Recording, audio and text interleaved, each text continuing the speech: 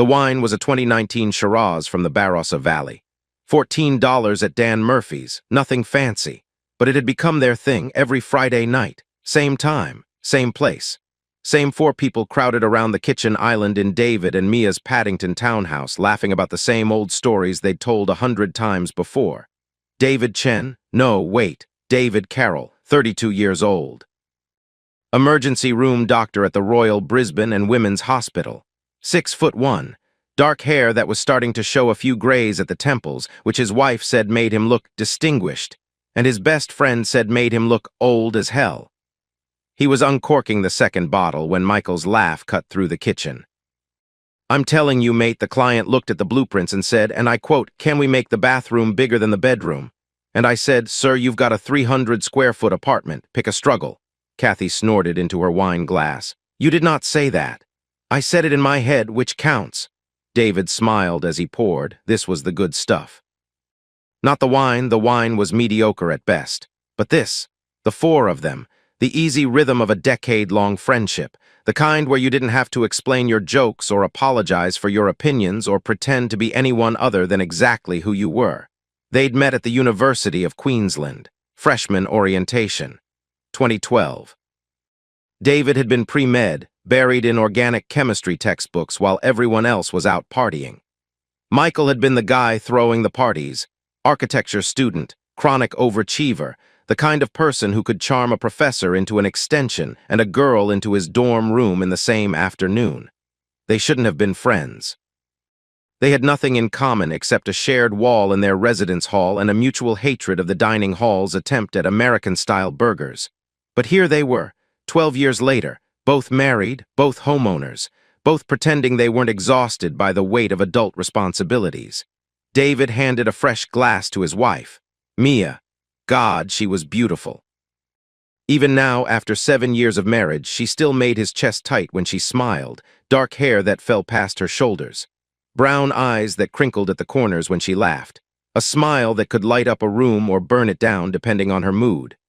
Tonight, she was wearing that green blouse he loved, the one that matched her eyes. Wait, no, her eyes were brown.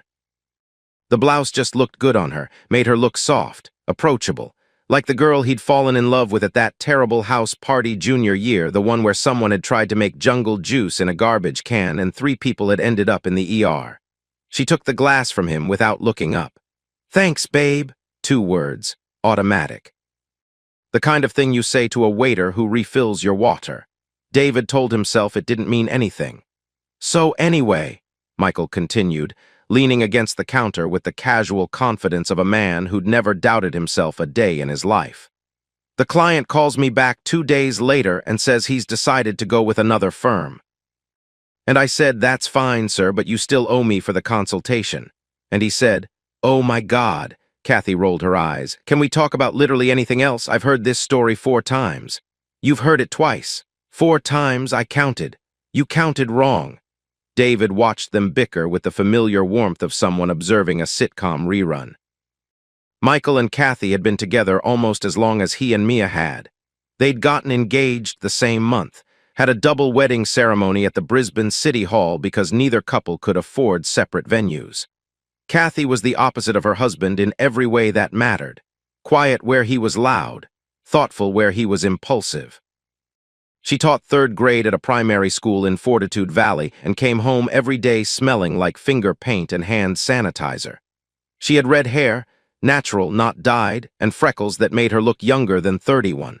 She was good people, solid, the kind of friend who remembered birthdays and showed up with soup when you were sick and never, ever gossiped behind your back. David liked her, trusted her. Sometimes, late at night when he couldn't sleep after a rough shift, he wondered if Kathy was the only person in his life who actually saw him. Not Dr. Carroll, not Mia's husband, just David. Okay. Michael held up his hands in surrender. "New topic. David, tell us about your week. Any good trauma cases? You know I can't talk about patients." "I didn't say names, just vibes. Give me vibes." A guy came in with a fork stuck in his leg. A fork. His girlfriend threw it at him during an argument. Kathy winced. "Over what?" "He ate the last of her leftover pad thai." Michael burst out laughing. "See, this is why I always ask before I eat Kathy's food, self-preservation. You ate my yogurt this morning." That was communal yogurt. It had my name on it. I thought that was a suggestion. David shook his head, smiling. He glanced over at Mia, expecting to see her laughing too. She wasn't. She was staring at her phone, scrolling through something. Instagram, maybe, or those Facebook groups she'd joined for work. Marketing managers loved their Facebook groups. Strategy tips and industry gossip and passive-aggressive posts about some people who didn't understand brand synergy. Mia, she looked up, blinked. You okay? Yeah, fine, just checking something for work. She smiled at him, quick, automatic, the same smile she gave the barista at their local coffee shop. David told himself it didn't mean anything. Sorry, what were we talking about? Mia set her phone face down on the counter. The fork guy. The fork guy, Kathy confirmed. His girlfriend sounds insane. They're still together, actually. He proposed in the ER while I was stitching him up.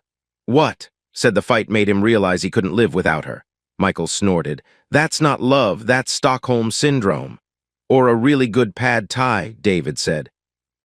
Everyone laughed, except Mia. She was looking at Michael now, and there was something in her expression that David couldn't quite name, something soft, something warm. Michael was telling another story, something about a construction site and a foreman who'd called him a fancy boy for wearing loafers. His hands moved when he talked, animated, expressive. He had this way of commanding attention, of making everyone in the room feel like they were part of something important. Mia was watching him with her chin propped on her hand. Her lips curved into a smile that David hadn't seen in weeks. No, months. When was the last time she'd smiled at him like that? Like he was interesting, like he was worth paying attention to. Like she actually wanted to be in the same room as him. David couldn't remember. He took a long sip of wine and pushed the thought away. He was tired, that was all. 60-hour weeks at the hospital, back-to-back shifts, the kind of exhaustion that made you paranoid and irritable and convinced that everyone was hiding something. Mia wasn't hiding anything. She was just tired too, stressed. Her job had been demanding lately. Some new client campaign that had her working weekends and checking emails at dinner and falling asleep on the couch before he even got home. They were going through a rough patch. Every marriage had rough patches. His parents had been married for 40 years and they'd had plenty of rough patches. His dad used to say that love wasn't a feeling, it was a choice. You chose your partner every day, even when you didn't feel like it, especially when you didn't feel like it. David chose Mia. He would always choose Mia. And then he said, well, if you're so smart, why don't you design a building that doesn't look like a prison? Michael threw his hands up. A prison? My design won an award. A regional award, Kathy corrected. An award. For a shopping center? A beautiful shopping center. Mia laughed, bright, musical, the kind of laugh that made everyone around her want to laugh too. David watched her. She was leaning toward Michael now, just slightly, just enough that their shoulders were almost touching. Her eyes were sparkling in a way they hadn't sparkled in months. Her whole body was angled toward him like a plant reaching for sunlight. And Michael was looking back at her, just for a second, just long enough for something to pass between them, something David couldn't see, couldn't name, couldn't understand. Then it was gone. Michael turned back to Kathy. Mia picked up her wine glass. The moment dissolved like sugar in hot water. David told himself it didn't mean anything. He told himself that a lot. The night wound down around 11. Kathy had to be up early for a school fundraiser. Michael had a client meeting at 8, the usual excuses, the usual hugs and promises to do it again next week. Same time Friday? Michael asked, shrugging on his jacket. Same time, David confirmed. I'll pick up the wine this time. That Shiraz was pretty good. It was $14. Good value then. Kathy hugged Mia at the door. Text me about that thing. What thing? You know, the thing. Mia's expression flickered just for a second. Oh, right, yeah, I'll text you. David didn't ask what thing they were talking about, probably some work drama. Mia was always venting to Kathy about her coworkers. The passive-aggressive emails, the meetings that could have been emails, the boss who took credit for other people's ideas, girl stuff, friend stuff, nothing important. He closed the door behind their guests and turned to find Mia already cleaning up, loading wine glasses into the dishwasher, wiping down counters. Moving through the kitchen with the efficient, mechanical motions of someone running on autopilot. Good night, he asked. You seemed a little distracted. Did I? She didn't look up. Sorry, work stuff. Anything I can help with? No, it's fine, just a campaign that's giving me headaches. David leaned against the counter, watching her, his wife. The woman he'd loved for almost a decade. The woman he'd built a life with, a home with in this overpriced townhouse in one of Brisbane's trendiest neighborhoods. She looked tired, shoulders tight, jaw clenched, the kind of tension that came from carrying something heavy for too long. He wanted to help her carry it. He wanted to ask what was wrong, what she was thinking, what she needed from him, but he was tired too, and the words felt heavy in his mouth, and she was already putting the dishwasher on and heading toward the stairs. "I'm going to shower," she said over her shoulder. "Long day tomorrow." "Okay, I'll be up in a minute," she nodded without turning around. David stood alone in the kitchen, listening to the dishwasher hum and the floorboards creak overhead, and the silence that had somehow become the soundtrack of his marriage. He thought about the way Mia had laughed at Michael's jokes. He thought about the way she'd leaned toward him. He thought about the way she'd smiled, really smiled, for the first time in weeks. And he told himself one more time that it didn't mean anything. The bedroom was dark except for the streetlight bleeding through the curtains. David lay on his back, staring at the ceiling. Mia was beside him, turned away, her breathing slow and even, asleep, or pretending to be. He couldn't tell anymore. It was 11:47 p.m.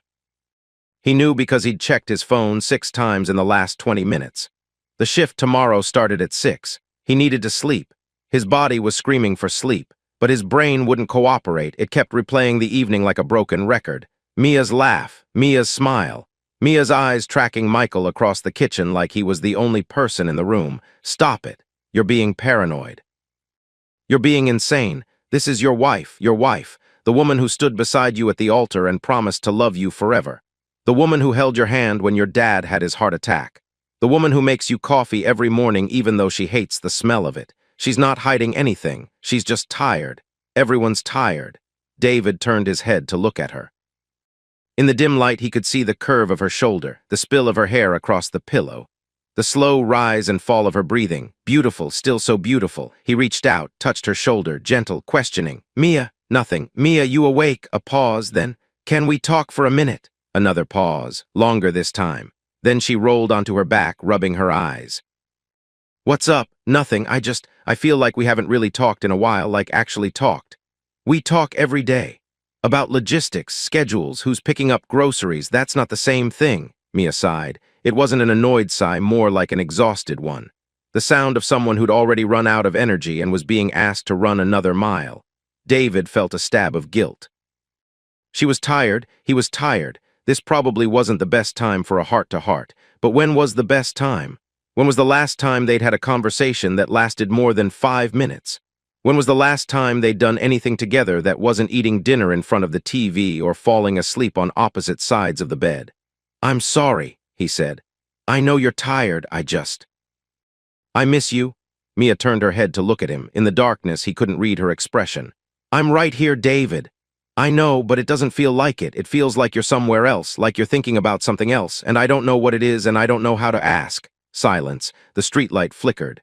A car passed somewhere in the distance. The house settled around them with the familiar creaks and groans of old timber. "I've just been stressed," Mia said finally. "Work is crazy right now. The Henderson campaign is a nightmare. My boss keeps changing the brief and the client keeps moving the deadline, and I feel like I'm drowning." "I get it. I do. My job is stressful too, but we can't let that push us apart. We have to make time for each other. We do make time. Friday nights. Friday nights are with Michael and Kathy. That's not the same as time for US." Another silence. This one felt heavier somehow, charged with something David couldn't name. "What do you want from me, David?" Mia's voice was soft, not angry, just tired. "I'm doing the best I can. I know you are. I'm not criticizing you. I just want to connect. I want to feel like we're still US." Mia was quiet for a long moment. Then she shifted closer, resting her head on his chest. Her hair smelled like the coconut shampoo she'd used since college. Familiar, comforting. "I'm sorry," she murmured. "I've been in my own head a lot lately. I didn't realize I was pushing you away." "You're not pushing me away. I just want to make sure we're okay." "We're okay. Are we?" "Yes." She lifted her head to look at him. "David, we're okay, I promise." He wanted to believe her. God, he wanted to believe her so badly, but there was something in her voice, something hollow, something that sounded like a lie wearing the clothes of reassurance. David pushed the thought away. He was tired. He was paranoid. He was reading too much into nothing. "I love you," he said. "I love you too." She settled back against his chest. Her hand found his and held it loosely. After a few minutes, her breathing slowed again, even, steady, asleep. David stared at the ceiling. The conversation wasn't over. It didn't feel over. There was something left unsaid, something hanging in the air between them like smoke after a fire. He should let it go, let her sleep, deal with it tomorrow or next week or never, but his mouth was moving before his brain could stop it. "Can I ask you something?" Mia stirred. Do you ever feel like our relationship is missing something, like maybe we've gotten too comfortable? Too routine? A long pause, then. "What do you mean?" "I don't know, I've just been thinking about it. We've been together for almost 10 years, married for 7, and sometimes I wonder if we've lost the spark, the excitement, I don't know, the passion." Mia was quiet, too quiet. David could feel her body tense against his. "Are you saying you're not attracted to me anymore?" "No." "God, no, that's not what I'm saying at all. You're gorgeous. You're the most beautiful woman I've ever known." "Then what are you saying?" David took a breath. He wasn't sure what he was saying, actually. The words were coming out jumbled and wrong like they always did when he tried to have emotional conversations at midnight after too much wine. "I'm saying, I want you to know that I'm open to whatever. If there's something you want to try, something you've been thinking about, I want you to feel like you can tell me, like you can talk to me about anything without judgment." Mia propped herself up on one elbow. In the dim light, he could see her frowning. "David, what are you talking about?" "I don't know," he laughed, embarrassed. "Forget it. I'm tired. I'm not making sense."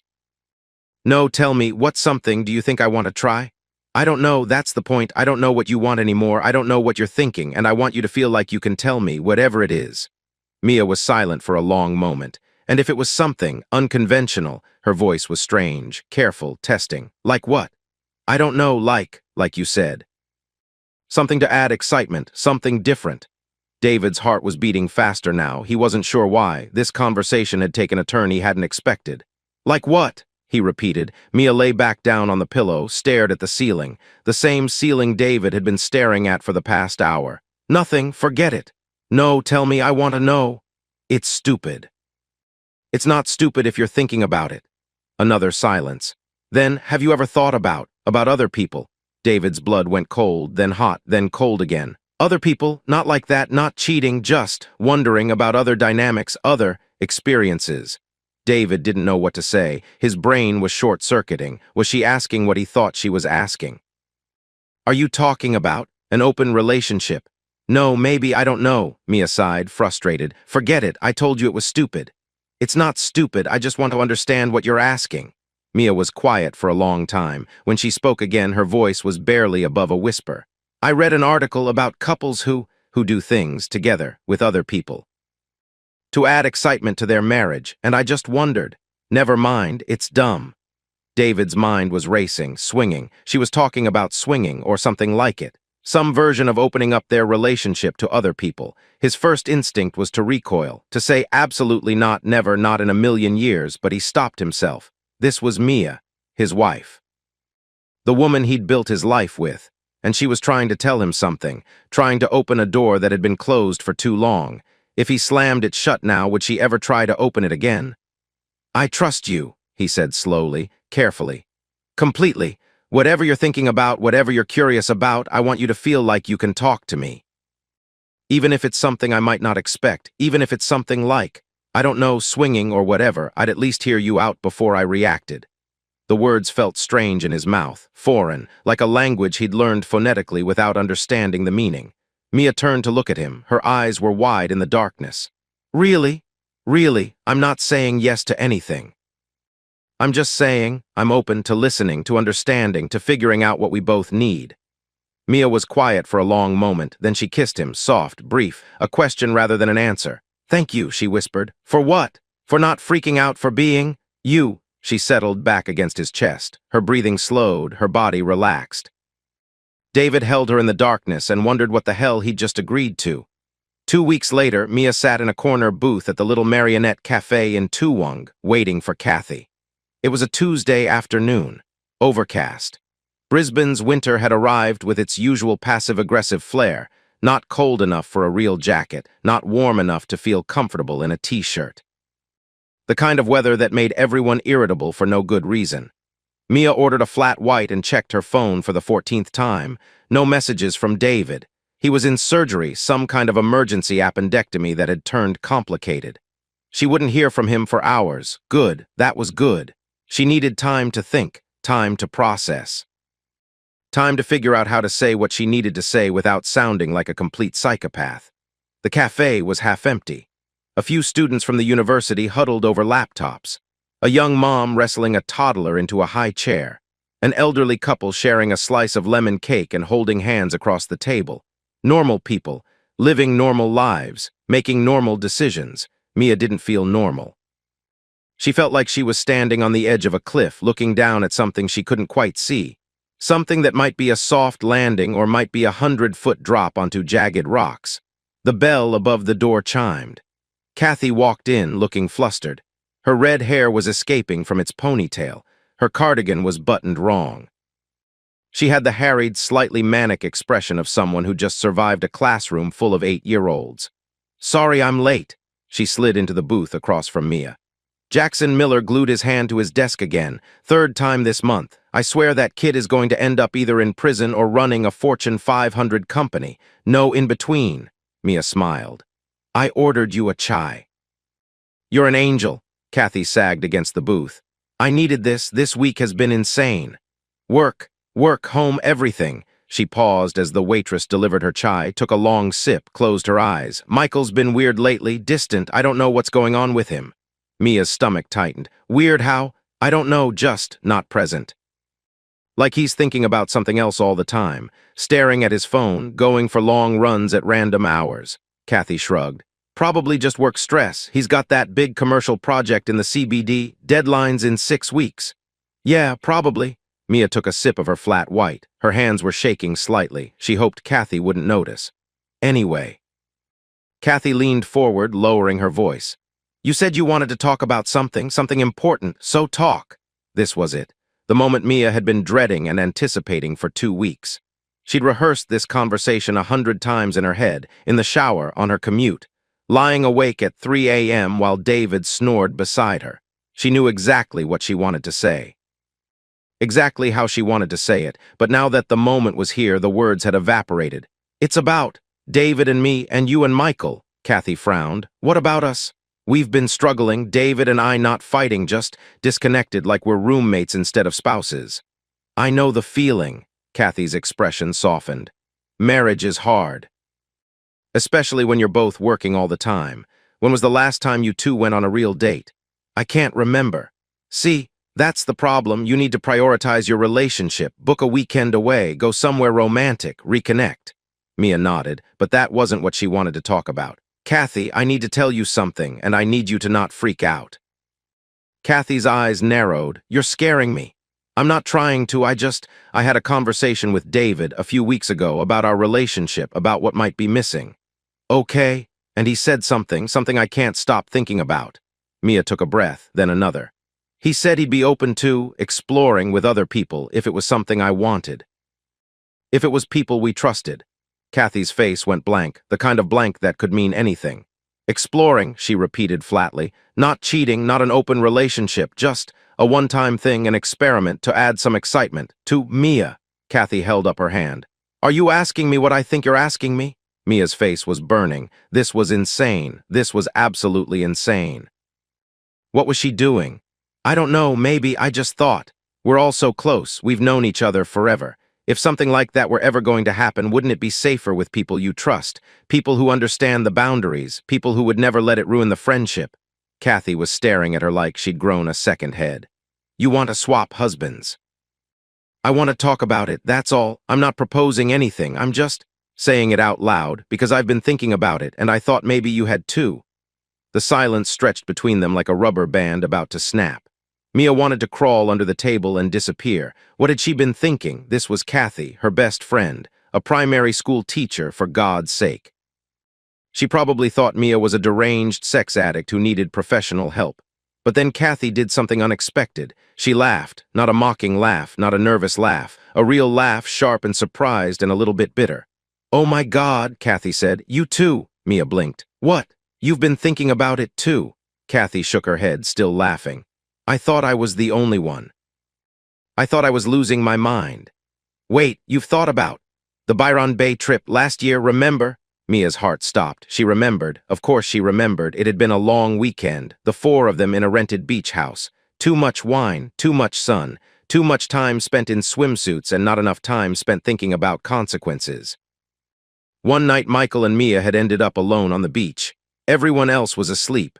They'd been walking along the shoreline talking about nothing and everything. And then Michael had stopped and looked at her. And for one breathless, terrifying moment, Mia had thought he was going to kiss her. He hadn't. They'd both stepped back, laughed awkwardly, pretended nothing had happened. But something had happened. Something had shifted. A door had cracked open, and no matter how hard Mia tried to close it, the light kept bleeding through. I saw you, Kathy said quietly. On the beach, the way he looked at you, the way you looked at him. Mia felt sick. Kathy, I'm not angry. I was at first, but then I realized it wasn't about me. It was about something that's been building for a long time, something neither of you wanted to admit. Nothing happened. I know, but it almost did, and that almost has been living in my head ever since. The waitress walked by. Kathy waited until she was gone before continuing. I've thought about it, the four of us, what it might look like, what it might feel like. She met Mia's eyes. I thought maybe if it happened once, in a controlled way, with rules, with boundaries, maybe the tension would break, maybe we could all move on. Mia couldn't believe what she was hearing. You've actually thought about this. More than I want to admit. And Michael, Kathy's expression flickered, something dark crossed her face. Michael would say yes in a heartbeat. He's been distant. Like I said, I think he's been thinking about you, about what almost happened, and it's eating at him. Mia didn't know what to say. Her brain was short-circuiting. This conversation had gone in a direction she hadn't expected. She'd come here to confess her own shameful thoughts, to test the waters, to see if Kathy would talk her out of the insane idea that had been consuming her for weeks. Instead, Kathy was on the same page. No, not just on the same page, she was 10 pages ahead. There would have to be rules, Kathy said. Her voice was steadier now, more businesslike, like she was planning a classroom field trip instead of a spouse swap. One time only, no feelings, no contact afterward, nothing that isn't normal, and David has to actually agree, not maybe, not I guess. He has to say yes explicitly with full understanding of what we're proposing. Of course. I mean it, Mia. This only works if everyone's on board, all four of us. If David's not comfortable, we don't do it. No pressure, no manipulation. Clear? Clear. Kathy leaned back in her seat, took another sip of her chai. Her hands were trembling slightly. This is insane, she said. You know that, right? I know. We're talking about sleeping with each other's husbands. I know. If this goes wrong, it could destroy everything, both marriages, the friendship, all of it. I know. Kathy was quiet for a long moment. Then she looked at Mia with an expression that was equal parts fear and determination. Talk to David, get his answer, his real answer. And then we'll figure out the next step. Mia nodded. Her heart was pounding so hard she could feel it in her throat. This was happening. This was actually happening. She should feel guilty. She should feel ashamed. She should be running in the opposite direction as fast as her legs could carry her. But all she felt was a terrible electric anticipation. Michael, after all this time. She might finally get to touch him. The next 2 weeks felt like walking through a minefield while blindfolded. Every day, Mia woke up with the same knot in her stomach, the same racing thoughts, the same desperate, shameful excitement that she couldn't seem to shake no matter how hard she tried. The plan was simple: talk to David, get his explicit consent, coordinate with Kathy and Michael. Book the weekend, follow through, simple, except nothing about it felt simple. Day 1, Tuesday, Kathy called Michael at lunch. We need to talk tonight, she said, about something important. Michael's voice was cautious. Everything okay? Yes, maybe, I don't know, she paused. Just be home by 7 and don't make plans for dinner. She hung up before he could ask any more questions. That night, over takeout Thai from their favorite place on Brunswick Street, Kathy laid it all out. The conversation with Mia, the idea, the rules. Michael listened without interrupting. His face was a mask, impossible to read. When Kathy finished, he was quiet for a long time. You're serious, he finally said. Yes. You want me to sleep with Mia. I want us to try something together. With people we trust, if you're comfortable with it. Michael set down his fork, looked at his wife. For a moment, Kathy saw something flicker behind his eyes, something that looked a lot like hunger. And David, Mia's going to talk to him, he has to agree, otherwise it's off. But if he says yes, Kathy's throat tightened. Then we pick a weekend, somewhere private, and we see what happens. Michael was quiet again, processing, calculating, then, okay. If David agrees, really agrees, then I'm in. He said it too fast, too eagerly. Kathy noticed, filed it away, told herself it didn't matter. This was about saving their marriage, about breaking the tension, about confronting the elephant that had been standing in the room since Byron Bay. It wasn't about Michael wanting Mia.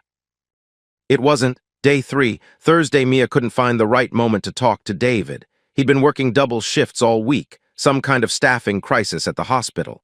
He came home at midnight, collapsed into bed, and was gone again by 5 a.m.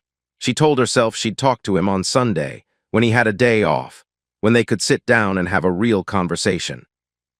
In the meantime, she texted Kathy updates. MIA, still haven't talked to him, he's barely been home. KATHY, take your time, no rush. MIA, Michael's okay with it? KATHY, yes, but only if David agrees. MIA, I know, I'll ask him this weekend.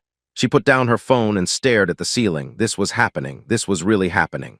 Day 5, Saturday, David finally had a day off.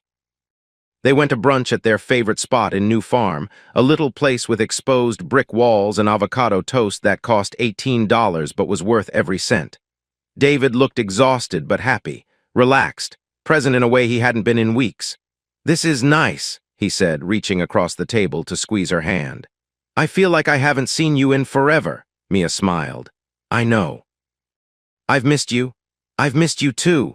They talked about nothing and everything, work gossip, a new Netflix show they wanted to watch, whether they should finally bite the bullet and get a dog, normal conversation, normal life. Mia should have brought up the plan. This was the perfect opportunity. David was relaxed, open, receptive. But every time she tried to form the words, they died in her throat. What was she supposed to say?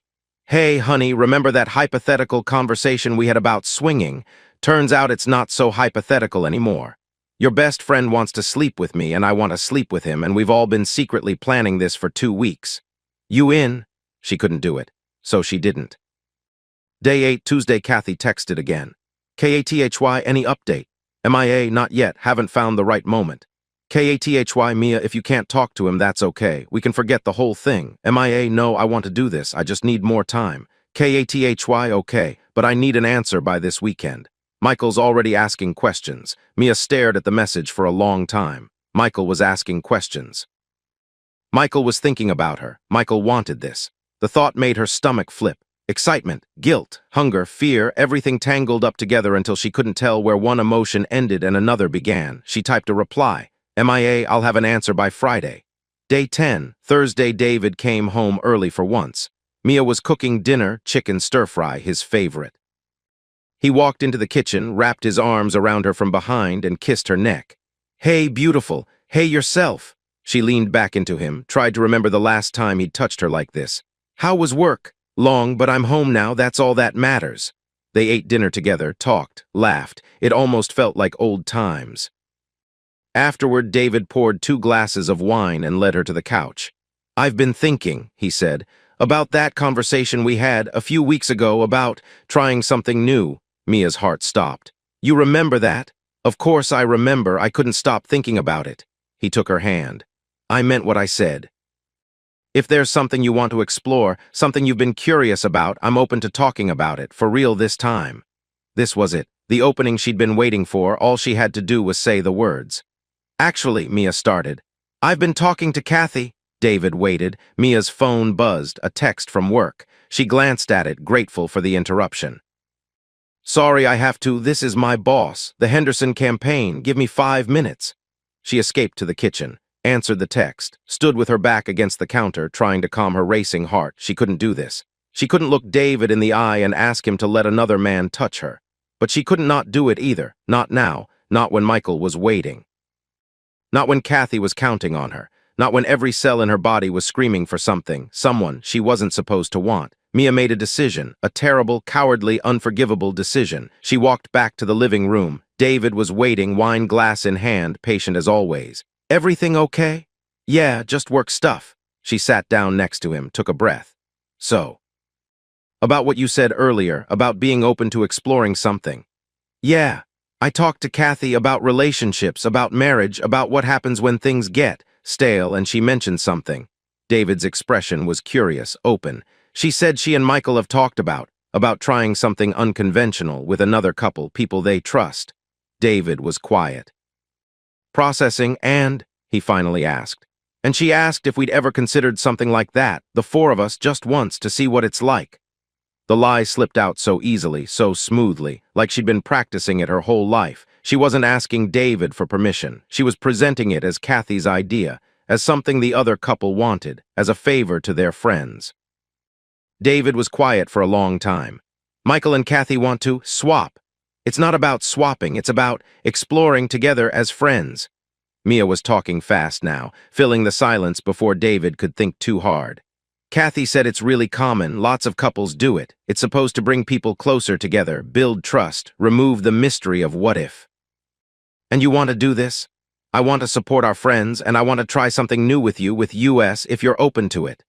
David was staring at her. She couldn't read his expression, couldn't tell if he was horrified or intrigued or both. Let me think about it, he said finally. Of course, take your time. She kissed him, soft, reassuring. Inside, her heart was pounding with triumph and terror. Day 12, Saturday. David said yes, sort of. I'm not saying I'm definitely in, he said over breakfast. But I'm open to hearing more. What exactly are they proposing? Mia had rehearsed this part. A weekend, somewhere private, just the four of us, no pressure. If anyone feels uncomfortable, we stop. No questions asked. And what happens during this weekend? I think they were imagining, spending time together, getting to know each other in a different way, seeing where things go naturally. David was quiet. This is a lot to process. I know, but Kathy and Michael have been talking about it for a while. They really want to try, and they trust us. Another lie, smooth as silk. Okay, David said finally. Tell Kathy I'm willing to discuss it, but I want to be there for the conversation, all four of us, no surprises. Absolutely, Mia nodded. I'll set it up. Day 13, Sunday. Mia texted Kathy. MIA, he said yes. KATHY, really? He's okay with it. MIA, he wants to talk to all of us together first, but he's open. KATHY, oh thank God, I was so nervous. I'll tell Michael. Mia stared at the screen. She should feel guilty. She should feel like a monster. She'd just manipulated her husband into agreeing to something he didn't fully understand. She'd lied to him, lied to Kathy, lied to everyone, but all she felt was relief and anticipation. And the burning, shameful knowledge that in less than a week she would finally have what she'd been craving for years. Michael. Day 14, Friday. The group dinner was set, Saturday night, Michael and Kathy's place, to discuss logistics. David was nervous. Mia could tell by the way he kept checking his phone, fixing his hair, asking if his shirt looked okay. It's just dinner, she told him. Same as always. It's not the same as always. We're going to talk as adults. About something that might bring us all closer together. It's a good thing.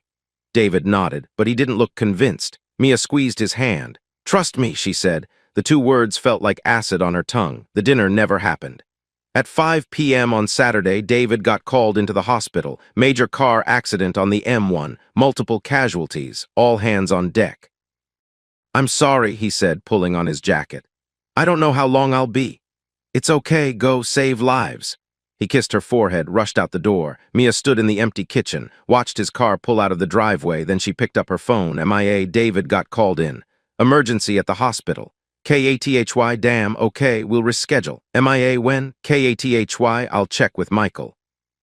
Maybe next weekend? Mia hesitated. Her thumbs hovered over the keyboard. She should wait, she should be patient, she should let the plan unfold the way they'd agreed. But she was so tired of waiting. MIA, actually, I had an idea. KATHY, MIA, what if we don't wait? What if Michael and I go ahead to the resort and you bring David later, once his shift is done? KATHY, I don't know.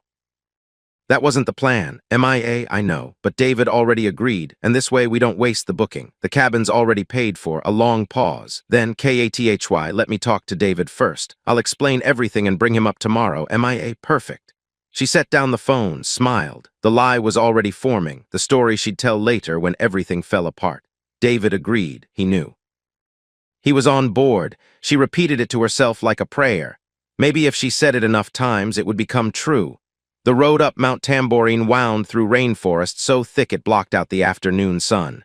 Mia gripped the steering wheel, her knuckles white against the leather. Her heart was pounding. Had been pounding since she'd left Brisbane 2 hours ago. Since she'd kissed David goodbye that morning and told him she had a work conference in the Gold Coast hinterland. Another lie, added to the pile. She'd lost count of how many lies she'd told in the past 2 weeks. To David, to Kathy, to herself, but it didn't matter now. None of it mattered, because in less than 30 minutes she would be with Michael. Alone. For the first time since that night on the beach in Byron Bay when they'd almost, don't think about it, just drive, the GPS chirped. In 500 meters, turn left onto Rainforest Drive. Mia turned. The road narrowed. Gravel crunched under her tires. Trees pressed in on both sides, their branches forming a canopy overhead like the nave of a cathedral. Beautiful, terrifying, perfect. The cabin appeared around the bend, a modern A-frame with floor-to-ceiling windows and a wraparound deck that jutted out over the valley below. She'd found it on Airbnb. Secluded mountain retreat, perfect for couples seeking privacy. Privacy, that was one word for it. Mia parked, killed the engine. Sat in the silence for a long moment, listening to the birds and the wind and the thunder of her own heartbeat. What are you doing? What the hell are you doing? She pulled out her phone. No service, just one bar that flickered in and out like a dying heartbeat. Good, that was good. No distractions, no interruptions. No, a car appeared in her rearview mirror. Silver BMW. Michael's car. He was here. Michael stepped out of his car looking like he'd stepped out of a magazine. Dark jeans, white linen shirt rolled up at the sleeves, sunglasses pushed up into his hair. Hey, he walked toward her, hands in his pockets, trying to look casual, failing miserably. Hey, they stood there, 2 feet apart, the air between them thick with everything they weren't saying. Nice place, Michael said. Yeah, remote. That's the point, he laughed, nervous. Right, yeah, that's the point. Silence, the birds kept singing, the wind kept blowing, the world kept turning like nothing was about to change. Should we? Mia gestured toward the cabin. Yeah, let's go inside. The cabin was everything the photos had promised. Open-plan living area with exposed beams and a stone fireplace. Kitchen stocked with wine and cheese and artisanal crackers. A bedroom visible through a doorway, the king-sized bed draped in white linens. Mia tried not to look at the bed. Failed. Wine? Michael was already at the kitchen counter, uncorking a bottle of Shiraz. Please. He poured 2 glasses, handed her one. Their fingers brushed, electric, they both felt it. So, Michael said, Kathy's bringing David up tomorrow. That's the plan. And he's okay with this, with all of it. Mia took a long sip of wine, let it burn down her throat. He's okay with it. The lie came out smooth, practiced. She'd been rehearsing it for 2 weeks. Michael nodded, but there was something in his eyes. A flicker of doubt, a question he didn't want to ask because he didn't want to know the answer. Good, he said. That's good. Yeah. They moved to the deck, watched the sun sink toward the valley below, painting the sky in shades of orange and pink and gold. Beautiful, Mia murmured. Yeah, but Michael wasn't looking at the sunset. He was looking at her. Mia, don't what? Don't say whatever you're about to say. Don't make this complicated. It's already complicated. I know, she turned to face him, but we're here now and we've been waiting for this for, God, I don't even know how long, so can we just have this without overthinking it? Michael set down his wine glass, took a step closer. You're sure? I'm sure. Because once we do this, I know. There's no going back. I know. He was close now, so close she could smell his cologne, feel the heat radiating off his body, see the pulse jumping in his throat. Mia. Michael. And then he kissed her. 50 kilometers away, Kathy pulled into David and Mia's driveway. Her hands were shaking, had been shaking since she'd left her house 30 minutes ago. Since she'd rehearsed the speech she was about to give, the one where she explained to David that his wife and her husband were about to do something that would change all of their lives forever. But it was okay. It was going to be okay, because David had agreed to this. Mia had told her so, multiple times. He's on board, he's curious, he wants to try something new. And Kathy believed her. Why wouldn't she believe her best friend? She walked up to the front door, knocked, waited, nothing, knocked again, still nothing. She pulled out her phone, called David, 3 rings, then, Hey, Kathy, everything okay? David, where are you? At the hospital. We had a multi-car pileup on the M1. I've been in surgery for 6 hours. His voice was exhausted, confused. Why, what's wrong? Kathy's blood went cold. Surgery, but you. Mia said you had today off. She said you were coming with me too. Coming with you where? What are you talking about? The world tilted. No, no, no, no. Kathy, you still there? I have to go. She hung up. Immediately dialed Mia straight to voicemail. She dialed Michael straight to voicemail. Again, again, again. Come on. She was shouting now. Standing in David's driveway, phone pressed to her ear, tears streaming down her face. Pick up the damn phone. Nothing. She typed a message. Fingers trembling so badly she could barely hit the right keys. Stop. David doesn't know. He never agreed. Don't do anything. Call me immediately. She hit send. The message sat there. One gray check mark, not delivered. No. Kathy stared at the screen. No, no, no. She tried again. Same result. No service. They were in the mountains. She'd chosen this cabin specifically because it was remote, because it was private, because no one would bother them, and now that privacy was going to destroy everything. Kathy got back in her car, started the engine, pulled up the GPS, Mount Tamborine, 1 hour and 12 minutes. She floored it. Back at the cabin, Mia and Michael had moved from the deck to the living room, from the living room to the hallway, from the hallway to the bedroom door. Wait! Mia pulled back, breathless. Wait! What's wrong? Nothing, She laughed, giddy and terrified. I can't believe this is happening. It's happening. Michael cupped her face in his hands. It's really happening. I've wanted this for so long. Me too. Since Byron Bay, before that. His thumb traced her cheekbone. Since the day we met, Mia, I've been wanting you since the day we met. She should have felt guilty. Should have thought about David, loyal, trusting David, who was probably still at the hospital saving lives, completely unaware that his wife was about to betray him in the worst possible way. But she didn't think about David. She didn't think about anything. She just pulled Michael into the bedroom and closed the door behind them. Her phone sat on the kitchen counter. Silent. The screen dark.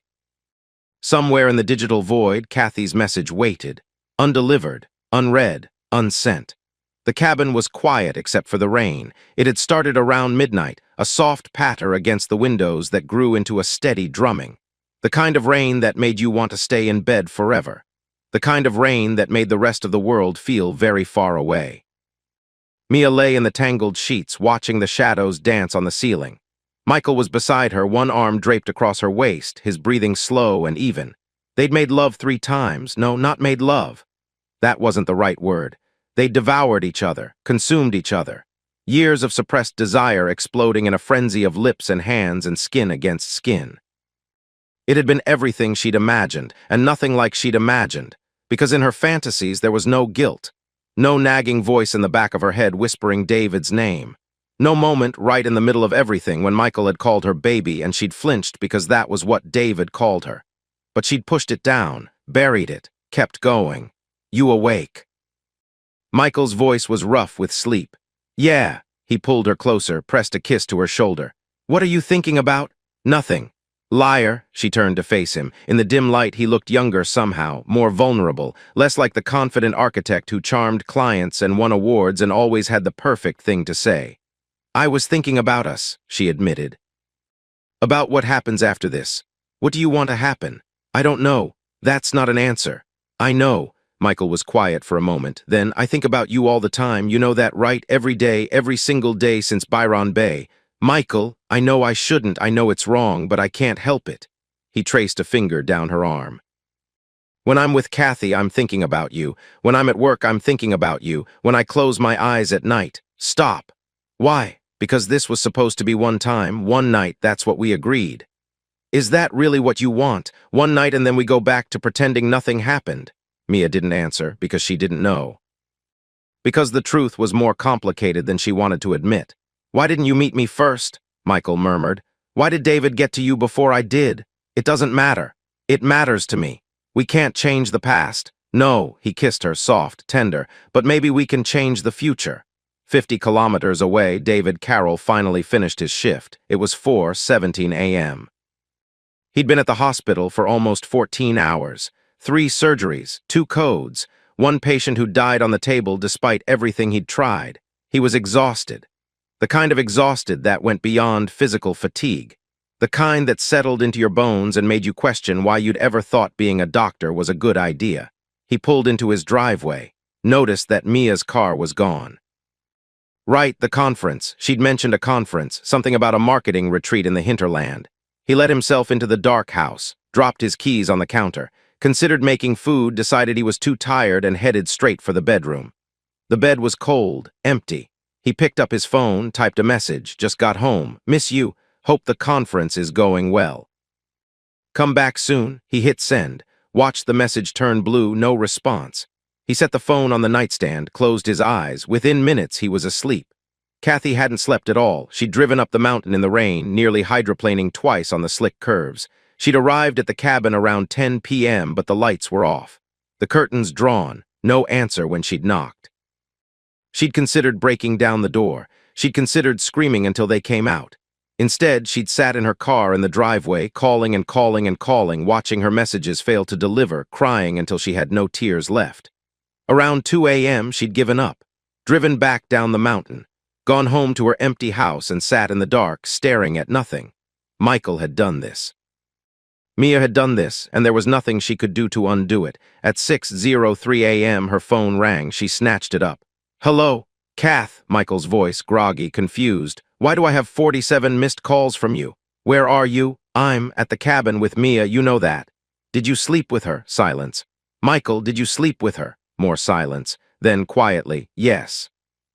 Kathy's vision blurred. "You idiot, you absolute idiot."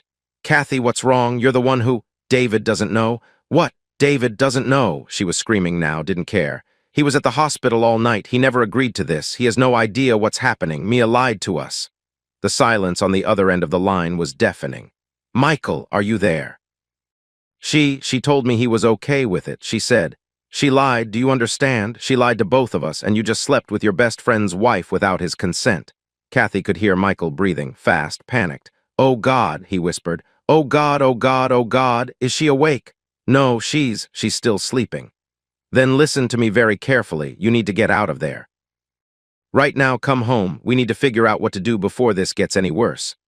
"But Mia, I don't give a damn about Mia right now. She manipulated all of us. She used your feelings for her to get what she wanted, and she didn't care who got hurt in the process." Michael was quiet for a long moment. "I'll be home in 2 hours." "Fine. Kathy, I'm sorry. Don't." She hung up. Michael stood in the cabin's living room, phone in hand, watching the morning light creep through the windows. Mia was still in the bedroom, still sleeping, still unaware that everything had just fallen apart. He should wake her. He should tell her what Kathy had said. He should demand an explanation, but he couldn't face her. Couldn't look into those brown eyes and see the woman he'd been fantasizing about for years and reconcile that image with the manipulator Kathy had described. Had she really lied? Had she really used him? He thought about last night, the way she'd avoided his questions, the way she'd deflected whenever he'd mentioned David. "He's okay with it." 3 words, spoken with such confidence. Such certainty, and he'd believed her because he'd wanted to believe her. Michael found a piece of paper, scrawled a note. "Something came up, had to go back to Brisbane, call me when you wake up." He left it on the pillow next to her sleeping form. Then he grabbed his keys and walked out the door. Mia woke up alone. For a moment, she was disoriented, the unfamiliar ceiling. The too soft mattress, the smell of rain and eucalyptus and Michael. She sat up, looked around. His clothes were gone, his shoes were gone, his car she could see through the window was gone. A piece of paper sat on the pillow beside her. She read it once, twice, 3 times. Something came up. What did that mean? What could have come up in the middle of the night? She reached for her phone. Turned it on, 17 missed calls from Kathy, 4 missed calls from Michael. 3 text messages that hadn't delivered until now. She opened Kathy's messages first. "Stop. David doesn't know. He never agreed. Don't do anything. Mia, please call me. It's urgent. You lied to me. The room spun. No. This wasn't supposed to happen. Kathy was supposed to bring David up to the cabin. She was supposed to explain everything. He was supposed to understand. He was supposed to." Her phone buzzed. A new message from Michael. "We need to talk. I know what you did."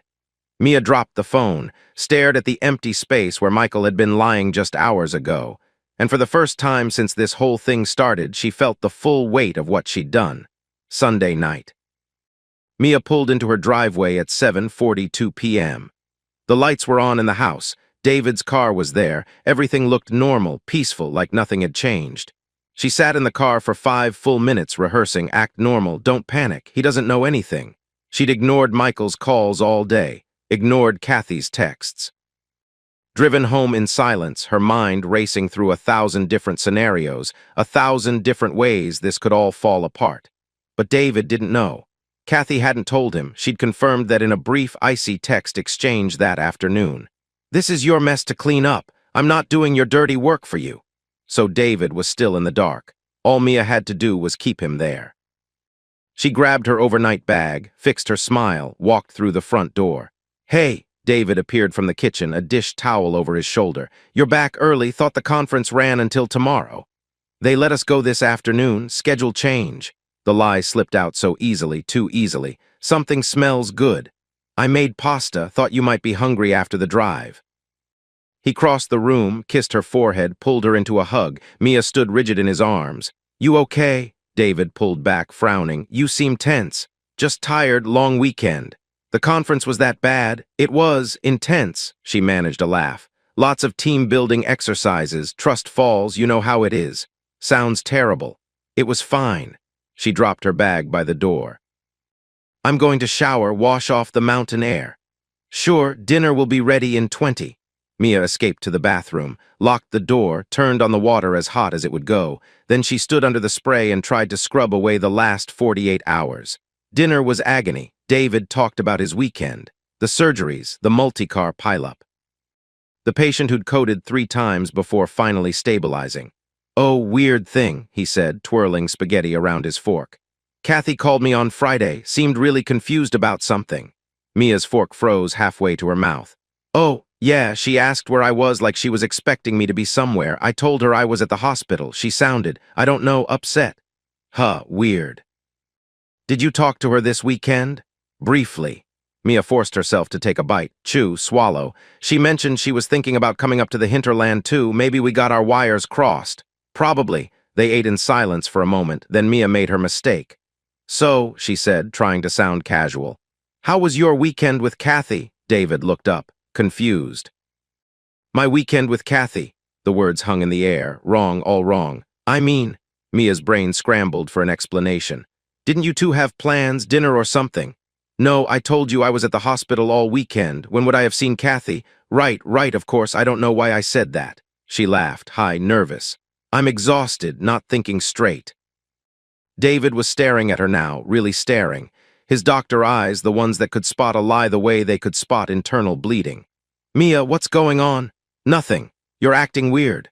"I'm tired, David. It was a long weekend. Can we just finish dinner?" She stood up, grabbed her plate, practically ran to the kitchen.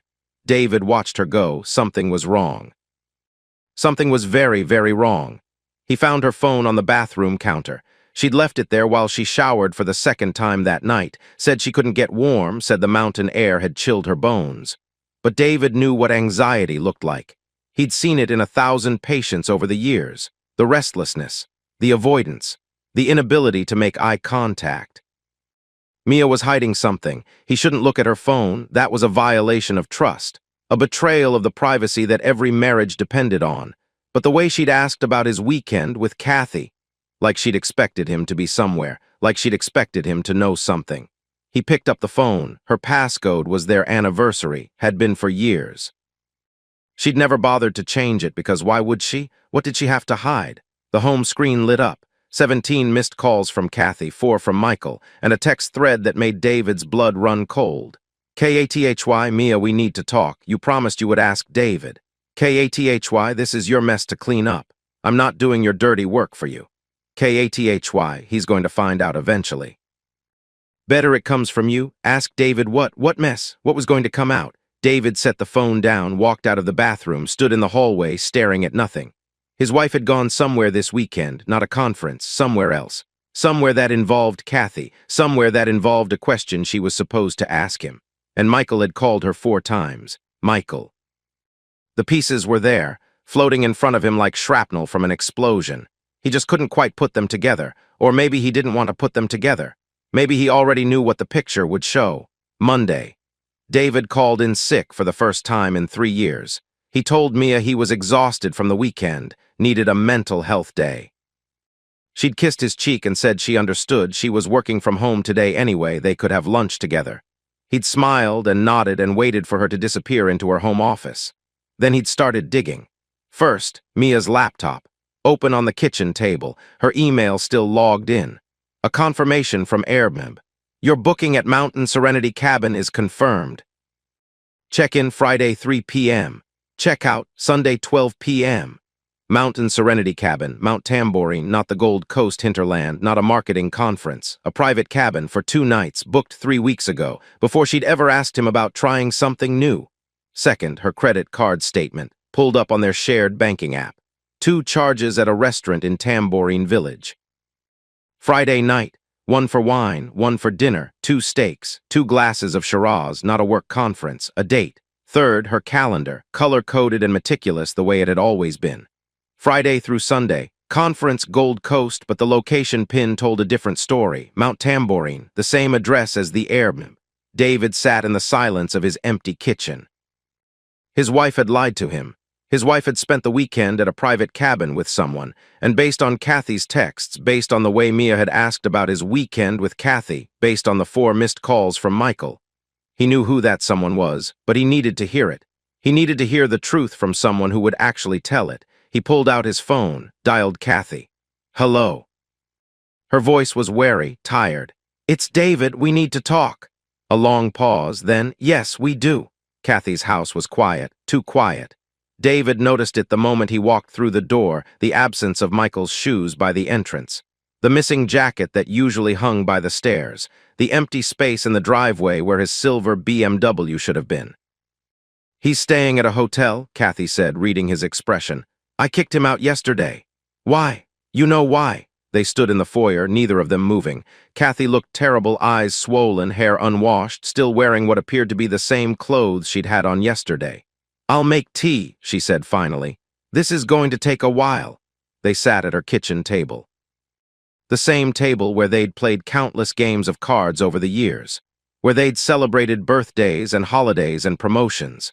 Where David had once helped Michael assemble a surprise anniversary gift for Kathy, a handmade jewelry box that had taken them 4 hours and 3 YouTube tutorials to get right. Now it felt like enemy territory. Tell me everything, David said. From the beginning, Kathy wrapped her hands around her mug, stared into the tea like it held answers. It started about a month ago. Mia and I were talking. She said things were stale between you two, that you'd been disconnected, distant. We've both been working a lot. I know she knew that too, but she said you'd had a conversation about trying something new, about being open to exploration. David's jaw tightened. I remember the conversation. I was trying to be supportive. I said I'd listen if she ever wanted to talk about something unconventional. I never agreed to anything. She told me you were on board. She lied. I know that now, Kathy's voice cracked.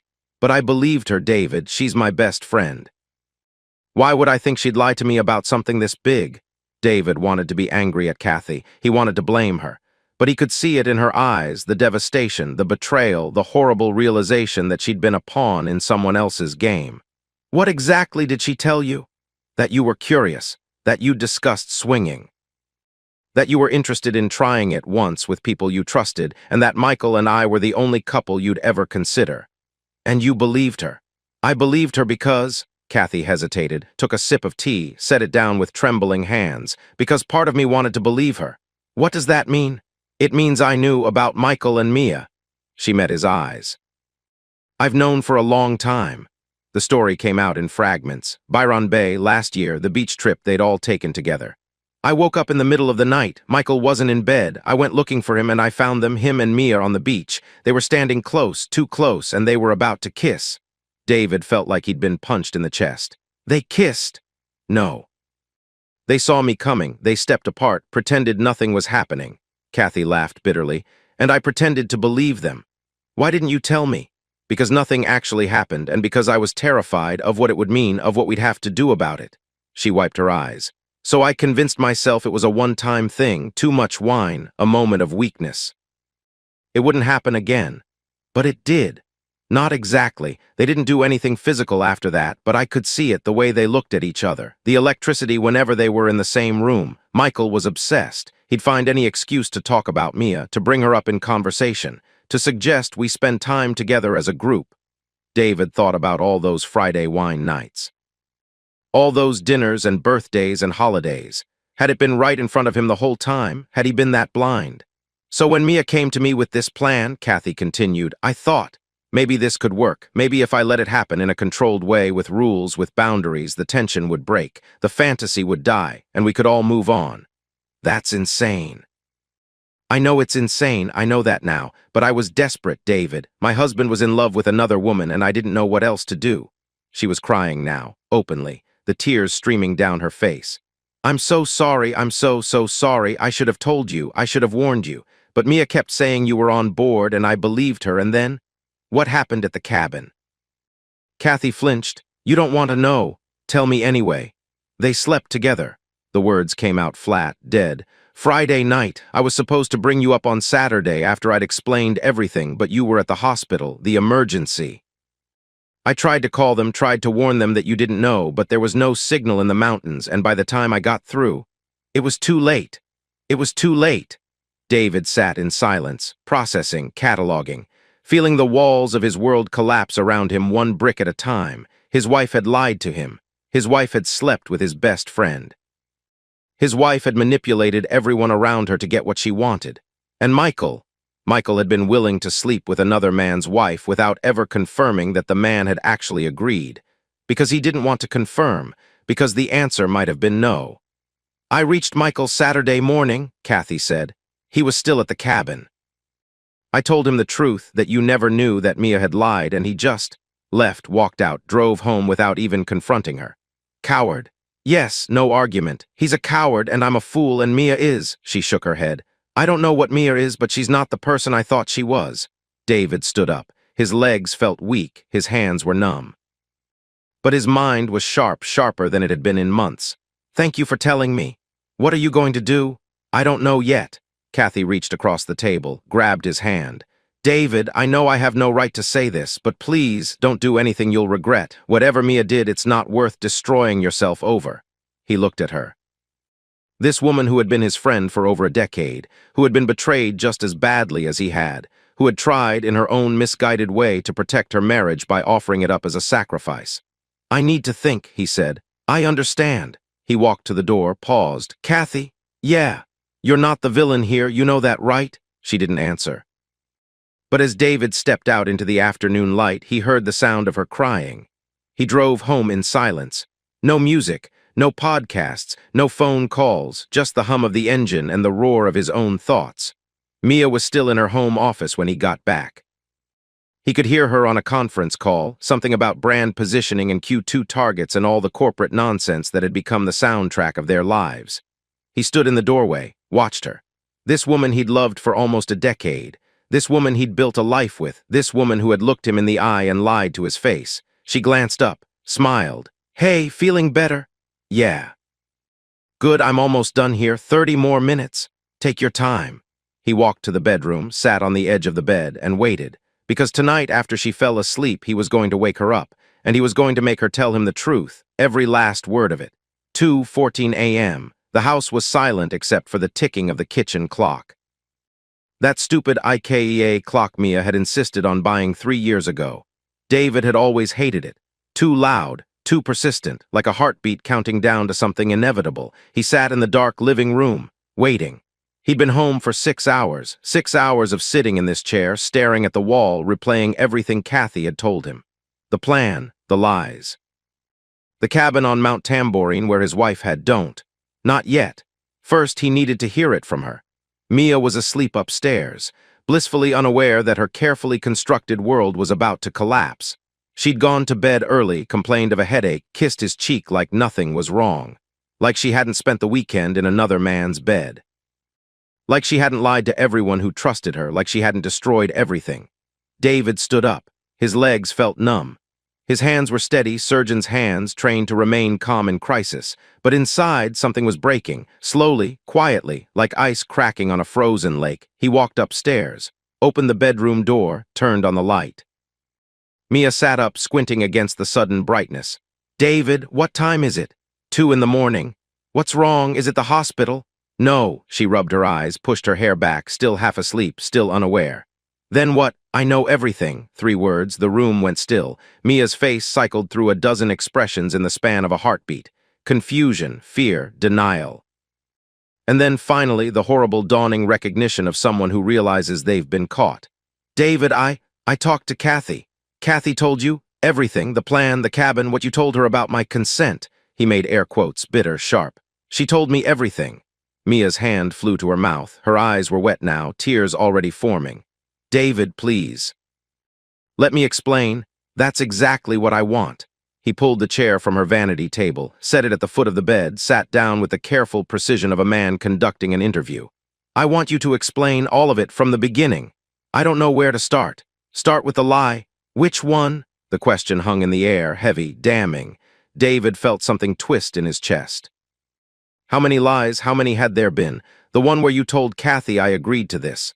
Mia closed her eyes, took a shaky breath. She asked me to talk to you, to get your explicit consent, and I told her you said yes. But I didn't. No, I never agreed to anything. No, I made a hypothetical comment about being open-minded and you twisted it into permission.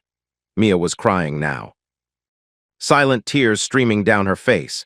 I know that's what I did. I convinced myself that you would understand. That once it happened, once we all talked about it, you would see that it was okay. That it was just one time, that it didn't mean. Didn't mean what, Mia? David's voice was still calm, still controlled, but there was ice beneath the surface now. Didn't mean that you've been wanting to sleep with my best friend for God knows how long.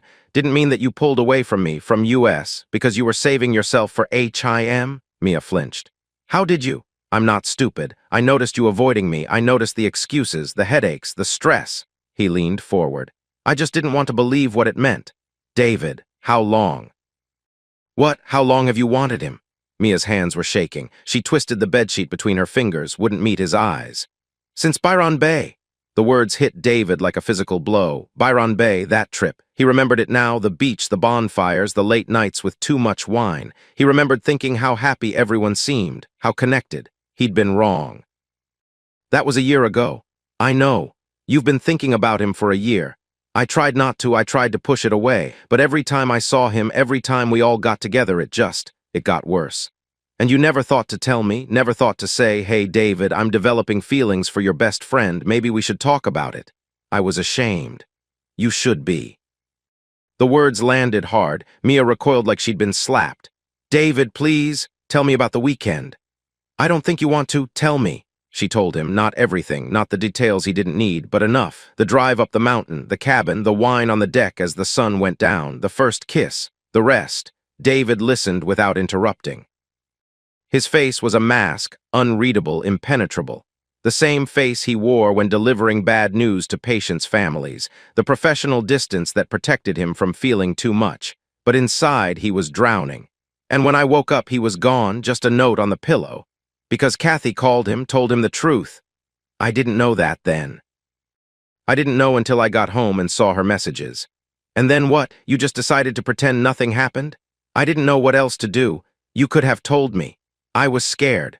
Of what? Of losing you, David laughed. It was a terrible sound, hollow and sharp and completely devoid of humor. You were scared of losing me, so you slept with someone else. It wasn't supposed to happen that way. We were supposed to wait. Kathy was supposed to explain everything. You were supposed to be there. But I wasn't, because I was at the hospital, saving lives, while you were up on that mountain with Michael. Mia sobbed, loud, ugly, the kind of crying that came from somewhere deep and broken. I'm sorry, I'm so sorry. I know that doesn't mean anything, but I am. David was quiet for a long moment. Then he asked his questions, 3 of them clinical, precise, like he was diagnosing a disease. Do you love him? Mia hesitated. I don't know. Do you regret what happened? Another hesitation, longer this time. I regret hurting you, I regret the lies, I regret the way it happened. That's not what I asked. I know, she wiped her eyes, took a shaky breath. I can't say I didn't want it, because I did, and lying about that now would just be another lie. David absorbed this, filed it away, moved on. Last question. His voice was steady, almost gentle, like the calm before a hurricane. If you had known, really known, that I hadn't consented, that I had no idea what was happening, would you have stopped? Silence. The clock ticked in the kitchen, the air conditioner hummed. Mia opened her mouth, closed it, opened it again, nothing came out, and that silence, that horrible, damning silence, was the only answer David needed. He stood up. David, wait, please, we can work through this, we can go to therapy, we can. No, David, I can't look at you right now. His voice cracked, just slightly, just enough to show that beneath the ice there was still flesh and blood, still a heart that was breaking. "I'm going to sleep in the guest room. Tomorrow we'll figure out next steps." He walked to the door, paused, didn't turn around. "You know what the worst part is, Mia? It's not the sex, it's not even the lies."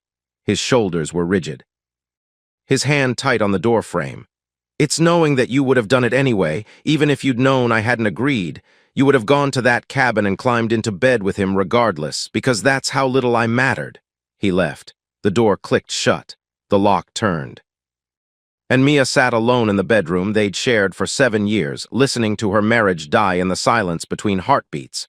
Wednesday afternoon, 4 days since the cabin, 3 days since the confrontation. David hadn't spoken more than 10 words to Mia since that night.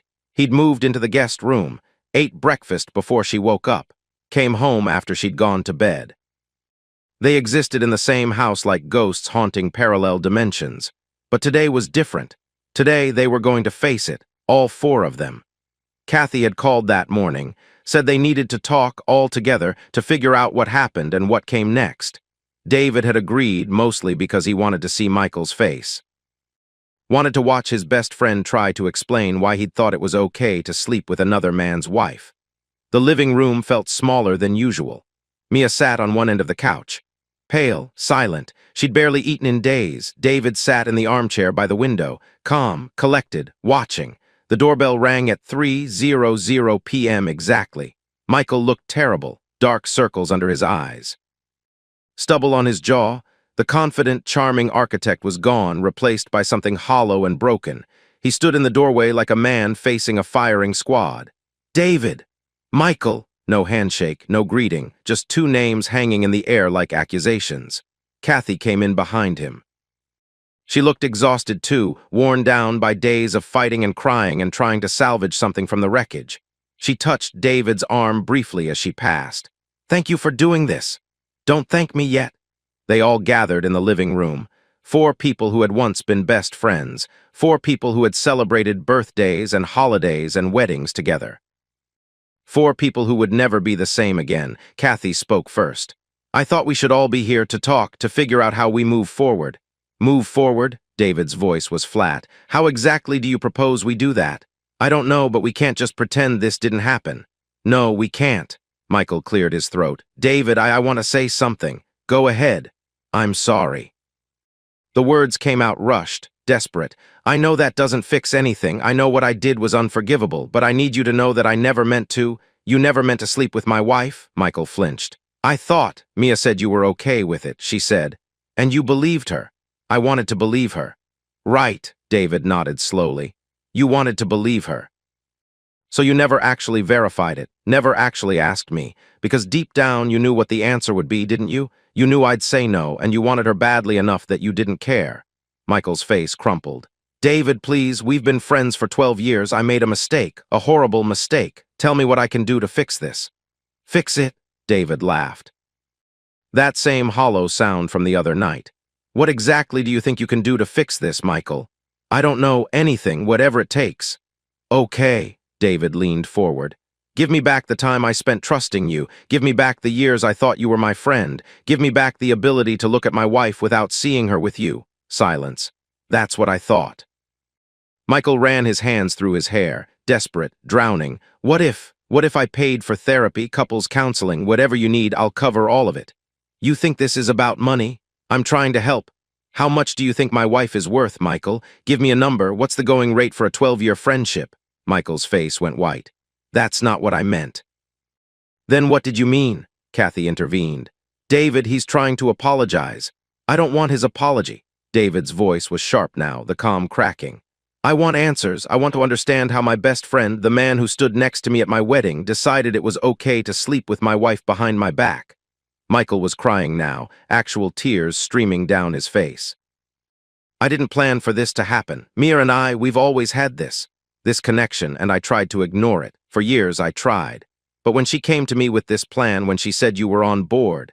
But I wasn't on board, and you knew that. You had to have known that something was off. Kathy tried to call you. She tried to warn you, but you didn't answer, did you? Because you didn't want to be warned." Michael had no response. Into the silence he made one more desperate attempt. "What if?" He swallowed hard, looked at Kathy, back at David. What if you could even things out with Kathy if that's what it takes to make this fair? David's expression went cold, ice cold. Excuse me. I'm just saying if it would help you feel, you're offering me your wife. David's voice was quiet, deadly. To make things fair. Kathy made a strangled sound, her hand flew to her mouth. I'm trying to fix this. By pimping out your wife? David stood up. That's your solution, pass Kathy around like some kind of compensation. David, I didn't mean, I am nothing like you. The words came out sharp as broken glass. I would never use another person as a bargaining chip. I would never treat a woman like property to be traded. That's the difference between us, Michael. That's why this happened. Because to you, people are just things to be used. Kathy was crying now, silent tears streaming down her face. David, please, Mia spoke for the first time. Her voice was hoarse, broken. Can we just talk about counseling, therapy? There has to be something we can do to save this. Save WHAT, Mia? David turned to her. Our marriage, the one where you lied to me for weeks, the one where you were already checked out before you ever got in that car. I love you. No, you don't. He said it simply, without anger, just stating a fact. You haven't loved me for a long time, maybe since Byron Bay, maybe longer, and I was too blind to see it. That's not true. You had a chance, Mia. You had 100 chances to tell me the truth, to talk to me, to work through whatever was missing in our marriage. Instead, you chose him. So don't stand there and tell me you love me, because love doesn't look like this. Mia dissolved into sobs, and Michael, stupid, desperate Michael, made his final mistake. David, come on, you have to understand. What Mia and I have, it's something you can't. He didn't finish the sentence, because David was already moving, 1 step, 2 steps, closing the distance between them with a calm, deliberate precision. Michael saw it coming. Had just enough time to raise his hands, not enough time to stop it. David's fist connected with Michael's nose. The sound was sickening, a wet crunch that echoed through the living room. Michael stumbled backward, blood streaming from his nostrils, eyes wide with shock. Kathy screamed. Mia gasped. David stood over his former best friend with his fist still clenched. Knuckles already starting to bruise, but his face was calm, controlled. He hadn't lost his temper, he'd made a choice. That's for 12 years of friendship, David said quietly. Consider us even. He stepped back, straightened his shirt. Get out of my house. David, Mia reached for him. All of you out. But this is my house too. You can stay until the divorce is finalized. He picked up his jacket from the back of the chair, grabbed the small suitcase he'd packed that morning. The papers will come through my lawyer. Don't contact me unless it's about legal matters. David, please. But he was already walking toward the door. He paused at the threshold, looked back at the 3 people he'd trusted most in the world. You broke it, he said. You figure out how to live with that. And then he was gone. 2 weeks later. David stood in the bedroom he'd shared with Mia for 7 years, surrounded by cardboard boxes and the detritus of a life dismantled. The apartment near the hospital was small, a 1-bedroom with a kitchenette and a view of the parking garage. Nothing like the Paddington townhouse with its exposed brick and original hardwood floors. But it was his, just his, and right now that was all he needed. He'd been packing while Mia was at work. Easier that way. No conversations, no tears, no desperate pleas for reconciliation, just the quiet business of dividing a life into his and hers. Books went into one box, photo albums into another. The vinyl record collection they'd built together, that was harder. He took the ones he'd bought before they met, left the rest. At the bottom of the closet, he found a shoebox, old photos, concert tickets, a napkin from the restaurant where he'd proposed. He almost threw the whole thing in the trash, but something made him open it. The photos were mostly from their early years, college. Their first apartment. The double wedding at Brisbane City Hall, Mia in white, Kathy in cream, both couples laughing like they had all the time in the world. And then, Byron Bay. He recognized the photo immediately. A group shot on the beach, all 4 of them, sun-kissed and smiling. But there was one in particular that made his stomach drop. Mia and Michael, standing together at sunset. Someone had taken it without them knowing, probably Kathy. A candid shot. Unguarded, Mia was looking at Michael, and the expression on her face. David had seen that expression before, in the early days of their relationship. When she used to look at him that way, joy, wonder, desire. But in this photo it wasn't directed at David. It was directed at the man standing next to her. The man who had been waiting in the wings for a year, maybe longer. The man who had finally gotten what he wanted at the cost of everything else. David stared at the photo for a long time. Then he set it on the kitchen counter. Left it there like a message, like a goodbye. Mia came home at 6:47 p.m. The house was quiet, too quiet. She'd gotten used to the silence over the past 2 weeks, David's absence, the empty guest room, the echoing spaces where their marriage used to live. But something felt different tonight. Something felt final. She walked through the living room, into the kitchen, and saw the photo on the counter. For a moment she couldn't breathe. It was Byron Bay, her and Michael, that sunset. She remembered that moment. Remembered the way her heart had raced when he'd brushed against her. Remembered the guilt that had followed, the way she'd tried to convince herself it meant nothing. But the photo didn't lie. Her face didn't lie. She was looking at Michael the way she should have been looking at David. And David had found it, had left it here, had wanted her to see. Mia sank to the kitchen floor, the photo clutched in her hands, and cried. Across town in a hotel room that smelled like stale coffee and desperation, Michael stared at his phone. 17 unanswered texts to Mia. 12 unanswered calls. She wasn't responding. Hadn't responded since the confrontation. He'd tried to explain, tried to apologize. Tried to reach the woman he'd risked everything for. But she was gone. Not physically, she was still in Brisbane, still in the house she'd shared with David. But she'd cut him off completely, blocked his number, unfriended him on social media, like he was the villain, like she hadn't been the one to orchestrate the whole thing. Michael poured himself another drink. Whiskey, neat. His third of the night. The divorce papers from Kathy had arrived that morning. She wasn't wasting any time, couldn't blame her, really. He'd humiliated her in front of everyone, offered her up like some kind of party favor. God, what had he been thinking? He hadn't been thinking, that was the problem. He'd been so desperate to fix things, to make David understand, that he'd said the worst possible thing at the worst possible moment. And now he'd lost everything. His wife, his best friend, the woman he'd been obsessed with for years, all of it. Gone. Michael finished his drink, poured another, and wondered if this was what rock bottom felt like. Brisbane winters weren't really winters. That's what the Southerners always said. Too warm, too sunny, too pleasant to count as actual cold weather, but David liked them anyway. He liked the crisp morning air, the excuse to wear a jacket.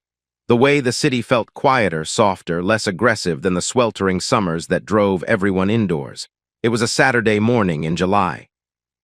He was standing in line at a cafe in South Bank, waiting to order his usual flat white when he heard her voice. David, he turned, and there she was, Kathy, 2 years older, hair a little shorter, but the same warm eyes, the same freckles scattered across her nose. Kathy, wow, I thought that was you, she smiled, tentative, uncertain. How are you? I'm good, actually. Better than I've been in a while. Yeah. They stood there awkwardly, two people who'd once shared dinners and holidays and the kind of easy friendship that comes from years of proximity, two people who hadn't spoken since the worst day of their lives. Do you want to? David gestured toward an empty table. Catch up if you have time, Kathy hesitated, then nodded. I'd like that. They ordered coffee, found a table by the window, sat down, and for a long moment neither of them said anything. So, Kathy finally broke the silence. 2 years. 2 years. You look good. You too, she laughed, a little self-conscious. I look like a mess. I was just at the gym, wasn't expecting to run into anyone I knew. You look fine, better than fine, she smiled, genuine this time. Thanks, another silence, but this one felt different, less awkward, more comfortable. I heard you got promoted, Kathy said. Head of emergency medicine, congratulations. Thanks, it's been a lot of work, but it's good, keeps me busy. And how are you, really? David considered the question. 2 years ago, he would have lied. Would have said he was fine, everything was fine, nothing to worry about, but he was tired of lying. I went to therapy, he said. After everything happened, took me a while to admit I needed it, but it helped. I'm glad. What about you? Kathy shrugged. Divorce finalized about 18 months ago, went back to teaching. Started seeing someone a few months ago, nothing serious, just testing the waters. That's good. It's okay. She took a sip of her coffee. What about you? Anyone special? No, haven't really felt ready for that. I get it. They sat in silence for a moment, then Kathy laughed. God, this is weird, isn't it? Little bit. I keep thinking about all those Friday wine nights. How normal everything seemed, how we had no idea what was coming. Yeah, David stared at his coffee. I think about that too. Do you ever? Kathy hesitated. Do you ever hear from Mia? No, the lawyers handled everything. Haven't spoken to her since the papers were signed. She moved to Sydney. Did you know that? I heard. She's got a whole new life down there, new job, new friends. Kathy's expression darkened slightly. New story. What do you mean? I saw something on Facebook. A mutual friend shared it. Mia posted about surviving a toxic marriage and finding herself again, like she was the victim. David laughed, bitter, brief. Of course she did. Does it bother you? It used to, not anymore. He set down his cup. She needs to believe that narrative to live with herself. I don't have to believe it too. Kathy nodded slowly. That's remarkably healthy. Therapy, he smiled. Highly recommend it. And Michael, the name still landed like a punch, but duller now, less sharp. What about him? He's still here, Brisbane, doing freelance work, I think. Kathy looked down at her hands. He still texts me sometimes, asking about Mia, whether I've heard from her, whether she's asked about him. Has she? No, she cut him off completely. He's still stuck. David felt something unexpected, not satisfaction, not schadenfreude, pity. Michael had blown up his entire life for a woman who'd used him as a means to an end. And now he was alone, haunted by an obsession that would never be fulfilled. That was its own kind of punishment. I should go, Kathy said, glancing at her watch. I have a thing this afternoon. Yeah, of course. They stood up, gathered their things, walked toward the door, and then David heard himself say, There's a Broncos game next Saturday. I have an extra ticket. Kathy stopped, turned. Are you asking me out? I'm asking if you want to watch some rugby with an old friend. She studied him for a long moment, searching for something, hidden meanings, ulterior motives, whatever she found seemed to satisfy her. I'd like that, she said. Yeah. She smiled. He smiled back, and for the first time in 2 years, David felt something he'd almost forgotten existed. Hope. Not for romance, not for a relationship, not for any of the things that came with expectations and pressure and the risk of getting hurt again. Just hope. The simple, fragile belief that maybe, just maybe, the best parts of his life weren't behind him. I'll text you the details, he said. Sounds good. Kathy touched his arm briefly, then walked away into the winter sunshine. David watched her go. Then he turned and headed in the other direction, toward his apartment, toward his life, toward whatever came next. He didn't know what the future held with Kathy, friendship, or something more. He didn't know if he'd ever fully trust anyone the way he'd trusted Mia. He didn't know if the scars would ever completely fade. But for the first time since that night 2 years ago, he felt something ahead that wasn't darkness. And for now, that was enough.